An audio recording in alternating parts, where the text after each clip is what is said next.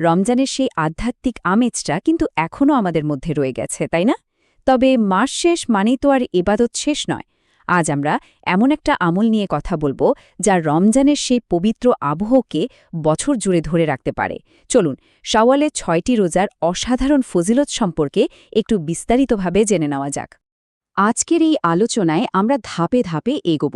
প্রথমে জানব শাওয়ালের রোজা আসলে কি, এরপর দেখব এর অবিশ্বাস্য সোয়াবের দিকটা, কিভাবে এটা আমাদের রমজানের ঘাটতি পূরণ করে, ভালো অভ্যাস ধরে রাখতে সাহায্য করে, আর সবশেষে এই রোজা রাখার সহজ নিয়মগুলো কি কি। তো প্রথম প্রশ্নটাই আসে, এই শাওয়ালের ৬টি রোজা জিনিসটা আসলে কি? রমজান মাস তো শেষ হলো, এর পরের মাসটাই হলো শাওয়াল, আর ঠিক এই মাসেই আমাদের জন্য এক বিশেষ সুযোগ অপেক্ষা করছে। সহজ কথায় শাওয়ালের ৬টি রোজা হলো কয়েকটি ঐচ্ছিক বা নফল রোজা, মানে এগুলো ফরজ নয়। রমজানের পর শাওয়াল মাসের যে কোনো ৬ দিন এই রোজাগুলো রাখা যায়, কিন্তু এর পেছনের যে আধ্যাত্মিক পুরস্কার তা সত্যি অভাবনীয়, যা আমরা একটু পরেই দেখব। আচ্ছা, তাহলে এবার মূল কথায় আসা যাক। এই রোজা পালনের সবচেয়ে বড় অনুপ্রেরণাটা কি? কেন মুসলিমরা এত আগ্রহ নিয়ে এই রোজাগুলো পালন করেন? এর উত্তরটা লুকিয়ে আছে এক বিশাল পুরস্কারের মধ্যে। আমাদের প্রিয় নবী হজরত মোহাম্মদ সাল্লাল্লাহু আলাইহি সাল্লাম বলেছেন, যে ব্যক্তি রমজানের রোজা রাখল এবং এরপর শাওয়াল মাসে ৬টি রোজা রাখল, সে যেন পুরো একটা বছর ধরেই রোজা রাখল। সুবহানাল্লাহ! একবার ভাবুন তো, মাত্র ৬টি অতিরিক্ত রোজার বিনিময়ে পুরো এক বছরের রোজার সওয়াব। এখন মনে প্রশ্ন আসতেই পারে, এটা কিভাবে সম্ভব? মানে অঙ্কটা ঠিক মেলে না, তাই না? মাত্র ৬টি রোজা কি করে পুরো বছরের সমান হতে পারে? এর পেছনে কিন্তু ইসলামের একটা অসাধারণ গাণিতিক যুক্তি আছে। ব্যাপারটা আসলে খুব সহজ আর সুন্দর একটা নীতির ওপর দাঁড়িয়ে আছে। ইসলামে প্রতিটি ভালো কাজের সওয়াব আল্লাহ অন্তত ১০ গুণ বাড়িয়ে দেন। তো সেই হিসাবে রমজানের ৩০টা রোজার জন্য আমরা পাচ্ছি ৩০ গুণ ১০, মানে ৩০০ দিনের সওয়াব। আর শাওয়ালের ওই ৬টা রোজার জন্য পাচ্ছি ৬ গুণ ১০, মানে আরও ৬০ দিনের সওয়াব। তাহলে মোট কত হল? ৩০০ আর ৬০ মিলে হল ৩৬০ দিন, প্রায় পুরো একটা বছর। আল্লাহর পক্ষ থেকে এটা কত বড় একটা রহমত আর উপহার, একবার ভেবে দেখুন।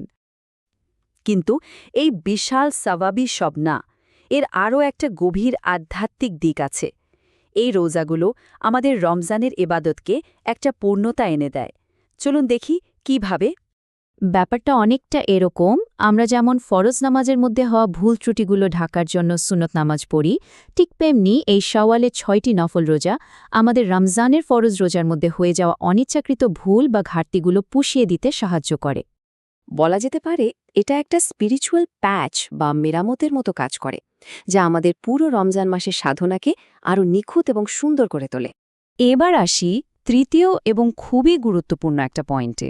এই রোজাগুলো শুধু পুরস্কার বা ভুল সংশোধনের জন্যই না, এগুলো আসলে রমজানের পর আমাদের ভালো অভ্যাসগুলো ধরে রাখতেও দারুণভাবে সাহায্য করে। রমজানের পর আমাদের ইবাদতের রুটিনে একটা ছেদ পড়ে যায়, তাই না? একটা শূন্যতা কাজ করে।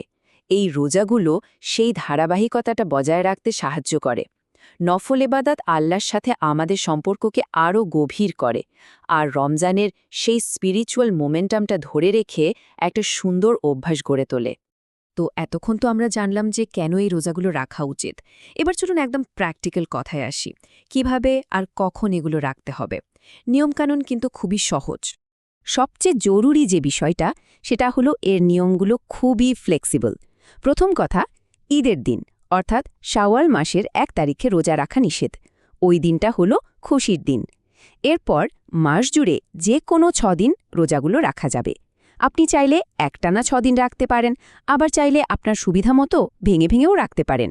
তবে হ্যাঁ, আলেমরা বলেন যে কোনো ভালো কাজ তাড়াতাড়ি করে ফেলাই উত্তম। তাহলে রমজানের সেই অসাধারণ আধ্যাত্মিক রেশটুকু সারা বছর ধরে বাঁচিয়ে রাখার এই সুন্দর সুযোগটা আমরা কাজে লাগাবো কিনা, সেই সিদ্ধান্তটা কিন্তু আমাদেরই নিতে হবে।